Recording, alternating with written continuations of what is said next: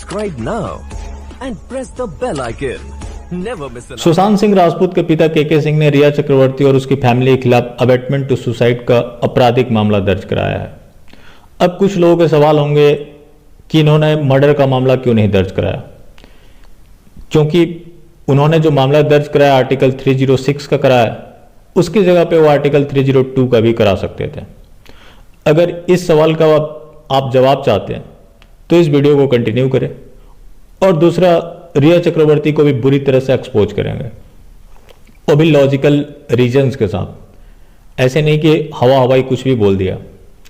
अब जो हमारा पहला सवाल है कि सुशांत सिंह राजपूत के पिता ने अबेटमेंट टू सुसाइड का मामला क्यों दर्ज कराया, तो पहली बात मैं आपको बता दूं, आप किसी को भी अभियुक्त बना सकते हैं, लेकिन वो चीज़ आपको कोर्ट में प्रूव करना होता है। और जिस मामले में जितने नंबर ऑफ एक्यूज्ड कम होंगे वो केस उतना ही स्ट्रांग होता है, और जहां नंबर ऑफ एक्यूज्ड ज़्यादा होंगे वो ऑटोमेटिकली वो केस कमज़ोर हो जाता है। और आप रैंडमली किसी का भी नाम दे दें, कुछ भी दे दें, तो इससे अल्टीमेटली वो केस खारिज हो जाता है। अब सवाल है कि इन्होंने पटना में इस मामले को दर्ज कराया है, और पहले से मामला महाराष्ट्र में चल रहा है। तो इससे पहले वाली वीडियो में मैं बात कर चुका हूं इसके बारे में कि क्या क्या इसमें पॉसिबिलिटीज होती हैं। तो सेम मामले को तो दो स्टेट की पुलिस कभी डील कर ही नहीं सकती, क्योंकि सुप्रीम कोर्ट के कई बार के ऑब्जर्वेशंस रहे हैं कि ऐसे मामले को सेंट्रल एजेंसी के हवाले कर देना चाहिए।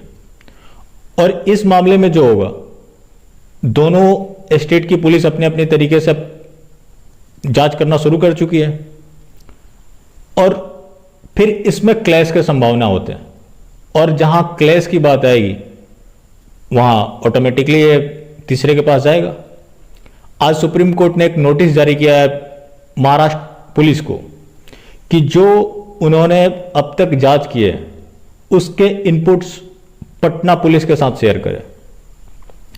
अब मामला यहां भी खराब होगा, क्योंकि अगर उन्होंने फेयरली सब कुछ करना होता तो खुद ही कर लेते। मैं भी मुंबई पुलिस की बहुत खाल उधेड़ता हूं, लेकिन एक समय वो हाईली डेकोरेटेड पुलिस रही है।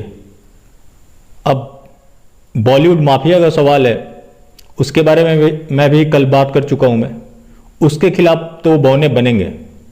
अब आते हैं मुख्य सवाल पर कि सुशांत सिंह राजपूत के पिता के सिंह ने रिया चक्रवर्ती और उसकी फैमिली के खिलाफ क्यों अबेटमेंट टू सुसाइड का मामला दर्ज कराया।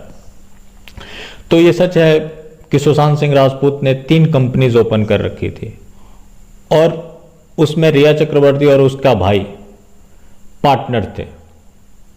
इसके अलावा रिया चक्रवर्ती सुशांत सिंह राजपूत के साथ रहती थी, और उनको इतना टॉर्चर किया कि उनके फादर से भी नहीं बात करने देती थी।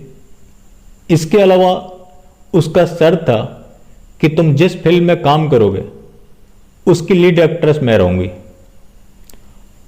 और हर चीज के पीछे उसका एक हथियार था, वो था डॉक्टर का एक फर्जी मेडिकल रिपोर्ट। उसके बारे में हम आगे बात करेंगे। बीच में सुशांत सिंह राजपूत ने प्लानिंग की थी कि अब वो केरला में जाकर ऑर्गेनिक खेती करेंगे। फिर इसने धमकी देना शुरू कर दिया कि मैं तुम्हें पागल घोषित कर दूंगी, और इनके घर से वो 8 जून को गई है, साथ में लैपटॉप, ज्वेलरी, क्रेडिट कार्ड और उसके पिन सब कुछ लेकर गई है। और जब दिशा सलियान की हत्या होती है उसमें भी इनको धमकी देती है कि मैं तुमको बर्बाद कर दूंगी। और सुशांत सिंह राजपूत इतना डर जाते हैं कि उन्हें यह लगने लगता है कि ये कहीं मुझे फंसा ना दे। ये मैं डिस्कस जब सुशांत सिंह राजपूत की डेथ हुई थी उसके अगले दिन ही कर चुका हूं। आप चाहें तो देख सकते हैं कि दिशा सलियान को एक साजिश के तहत हत्या की गई है। इसके अलावा रिया ने एसएसआर को मेडिसिन की ओवरडोज दी। इसके लिए उसने मदद ली डॉक्टर केसी चावड़ा की। उसके पास उसी पेशेंट को ले जाया जाता है जिसको पागल घोषित करना हो। इसके अलावा उसकी एक खासियत यह भी है कि वो भट्ट फैमिली का क्लोज बताया जाता है। अब मेरा सवाल है, रिया चक्रवर्ती की शादी एसएसआर से हुई नहीं थी, तो फिर उसकी ब्लड रिलेशन की नहीं हुई, फिर उसने कैसे इसको ऑथेंटिक माना? ऐसे मामलों में फैमिली के सिग्नेचर जरूरी होते हैं, तो फिर किस बिहाफ पे उसने ट्रीटमेंट करना शुरू किया?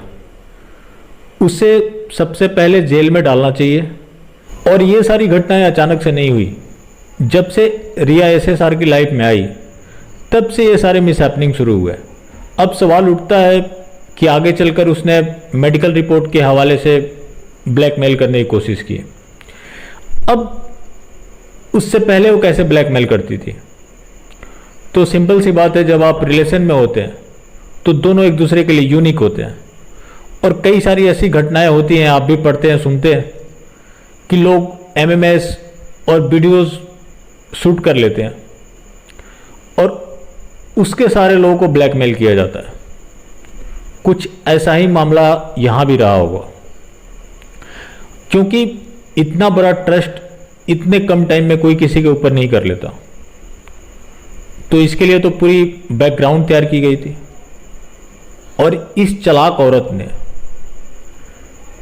उनका फ्लैट तो शिफ्ट करवाया ही करवाया, उनके सारे स्टाफ को भी चेंज करवा दिया। और आज इस एफआईआर का हवाला देकर कंगना रनौत को निशाने पे लिया जा रहा है कि उनके फादर ने बॉलीवुड लॉबी का नाम नहीं लिया है। तो मैं उनसे कहना चाहता हूं, बेटा अभी धैर्य रखो, अभी जांच शुरू हुई है, पिक्चर अभी बाकी है, सब आएंगे। क्योंकि रिया चक्रवर्ती अकेले इतने बड़े घटना का अंजाम नहीं दे सकती। उसके पीछे जरूर था कोई जो इन सारी चीज़ों को करा रहा था। और आज मुझे सबसे ज़्यादा हैरानी इस बात की हुई कि जिस रिया चक्रवर्ती ने अमित शाह जी को टैग करते हुए लिखा था कि आप इस मामले की जांच कराएं ताकि मैं जान सकूं कि उन्होंने किस परिस्थिति में सुसाइड किया था, आज इसी चीज़ को जानने के लिए पटना पुलिस उसके घर पे गई तो वो फरार बताई जा रही है। और उसने अंतरिम जमानत के लिए अर्जी डाल रखी है। और उसका वकील कौन है?